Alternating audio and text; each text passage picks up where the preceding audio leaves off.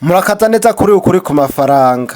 Uyu munsi tugiye kurabira hamwe ibimenyetso bitanu bishobora kukwereka yuko umukunzi wawe yuko ahora aguca inyuma. Ariko mbere yuko dutangura reka mbanze nkwibarize kino kibazo. Woba warigeze gukunda umuntu ariko umutima wawe ukumva ko hari ikintu kitagenda neza. Hari abantu bavuga ko bagukunda ariko ibikorwa byabo bikavuga ibindi bintu. Ikintu kibabaze cyane nuko abantu benshi babona ibimenyetso hakiri kare ariko bakabyirengagiza. Ariko mu nyuma bakisanga imitima yabo yarababaye cyane. Muri iki kiganiro ngirenda kwereka ibimenyetso bitanu bikomeye cyane bishobora kwerekana ko umuntu ari karaguca inyuma. Kandi ikintu gitangaje abantu benshi nuko birengagiza ibimenyetso bakazobibona ibintu byaramaze kononekara. Ariko nimba ukunda ibiganiro nk'ibi bivuga ukuri ku buzima nuko ukora sabone ugakora na like. Hamagenda gushikiriza bino biganiro ni Ntirampewa Pascal.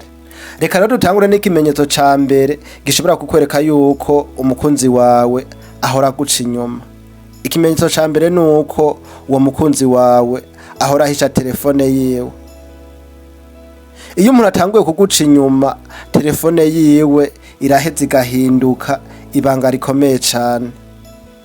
Ugasanga uwo muntu ntashaka gusiga telefone hafi yawe, agahorana telefone yiwe mu mino. Canke ugasanga uwo muntu aciye ahindura modopasi ya telefone. Hari n'igihe mbere bashobora kumwandikira message yamara kuza agaca yiruka kwinyegeza kugira ashobore gusoma iyo message. Ariko ico nokubwira nuko ivyo bituma umuntu atangura kugukekeranya kandi amahoro akagabanuka. Rero niwabona umukunzi wawe atangiye gufata telefone yiwe akagira umwasi wawe, uzohita umenya yuko muri iyo telefone hazoba harimwo ibanga azoba ariko araguhisha rikomeye cane. Ico uzosabwa gukora nuko uzoca umenya kuntu woshobora kuvyitwaramwo, ukamenya kuntu woshobora gukontorora uwo muntu mwibanga rikomeye cane. Ariko tutarambiranye reka tugende ku kimenyetso naco ca kabiri gishobora kukwereka yuko umukunzi wawe ahora aguca inyuma. Ikimenyetso naco ca kabiri nuko atakikuvugisha neza nka mbere. Uwo mukunzi wawe uzosanga kera mwahora muvugana neza mugasangira mbere n'ibintu byinshi. Ariko ubu nuko message zagabanutse yakwandikira na atasiyo yakubwira nuko yagabanutse. Uzosanga uwo muntu ntakikubaza uko umerewe canke nubwo yokuvugisha akakuvugisha nabi. Ibyo rero nuko uzosanga bibabaza cane kuko uhita utangura kwibaza ico wahinduye. Rero niwabona umukunzi wawe ukabona ni wa muntu atakikuvugisha neza nka mbere, uzohita umenya yuko umukunzi wawe yuko ariko araguca inyuma. Burya umukunzi nuko namba gukunda azofata umwanya wiwe akawufata akaraba umwanya ushobora guheba kugira ashobora kukuvugisha.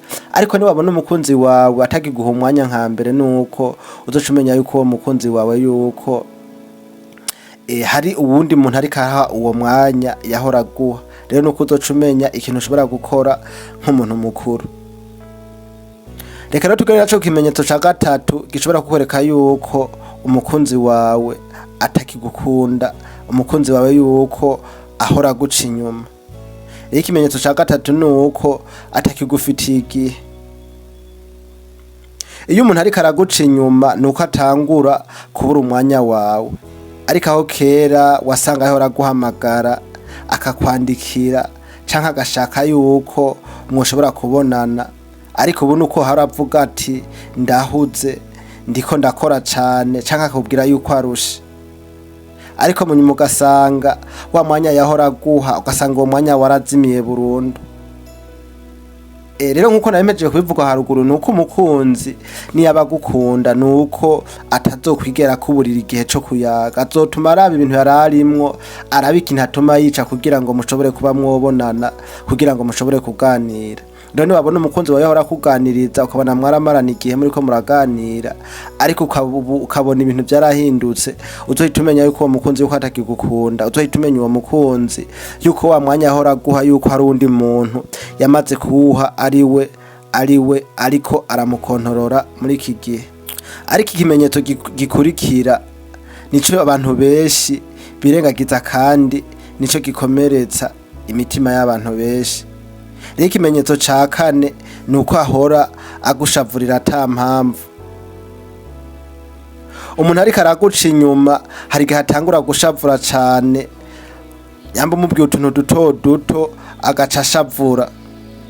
Hari n'igihe ubona ashaka intonganya ariko agashaka intonganya ata mpamvu, kuko mbere muri we hari ibintu ariko arahisha. Rero niwabona umukunzi wawe afise iki kimenyetso cyo kugushavurira kandi akagushavurira ata mpamvu, uzohita umenya yuko uwo mukunzi wawe yuko atagukunda, uzohita umenya yuko ariko araraba ukuntu yoshobora gukereya bifu kugira ngo urukundo rwanyu rushobore kuba guhagarara. Rero niwabona iki kimenyetso uzoca umenya ikintu woshobora kuba wokora. Reka rero tugere naco ku kimenyetso ca gatanu gishobora kukwereka yuko umukunzi wawe yuko atagukunda ahubwo yuko ariko araguca inyuma.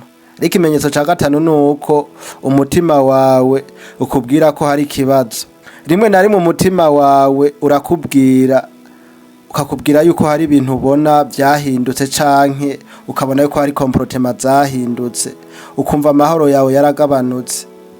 Rero niwamara kumva umutima wawe hari ibintu uri kurakwagiriza, uzohita umenya yuko ico kintu nonanefu kwijana, uzohita umenya yuko ico kintu ari ico.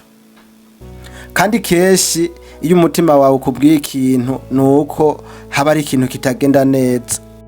Rero nkuko mwamaze kumva ibi bimenyetso bitanu bikoreka yuko umukunzi wawe ariko araguca inyuma, nuko wovyumviriza hama wamara kuvyumviriza ukiga ukuntu woshobora kubigenzura, ukaraba uwo mukunzi wawe namba yo babifise, ukaraba uburyo woshobora kumukontroramwo mwibanga rikomeye cane. Ukuri nuko relation nziza yubakwa no kwizerana, communication no kuvugishanya ukuri.